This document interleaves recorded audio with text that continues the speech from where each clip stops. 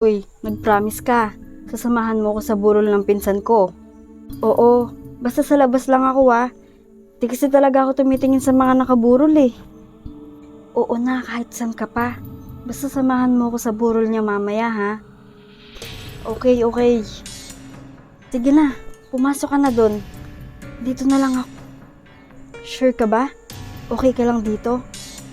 Mag-isa ka lang dyan. Di ka ba talaga sasama sa loob? Naku, dito na lang ako. Mamaya, mapanaginipan ko pa yan. Sige na, chat mo na lang ako pag may problema ha. Wala rin kasi talaga magbabantay sa pinsan ko eh. Kaklose ko rin kasi yun.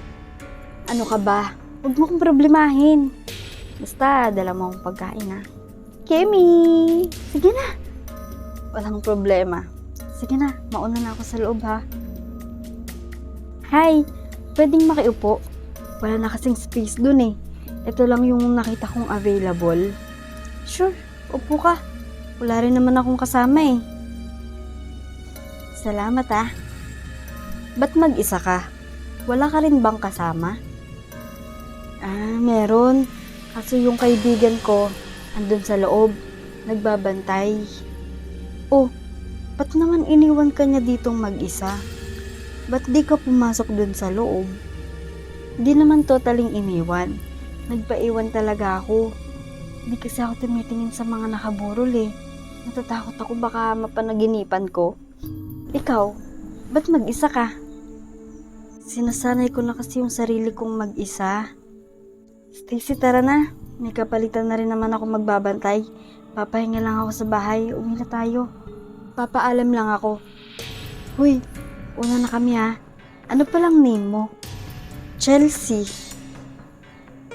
Ako si Stacy. Una na kami Chelsea ha. Chelsea? Sinong Chelsea? Siya. Sinong siya? Eh mag-isa ka lang naman dito. Wala kang ang kasama. Teka. Ito ba yung Chelsea na nakikita mo? Oo, eto nga. Tara saglit.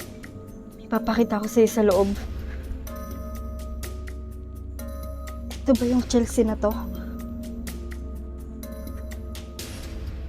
Siya yung nakaburol? Hindi ko lang siya napanaginipan. Nakita ko pa.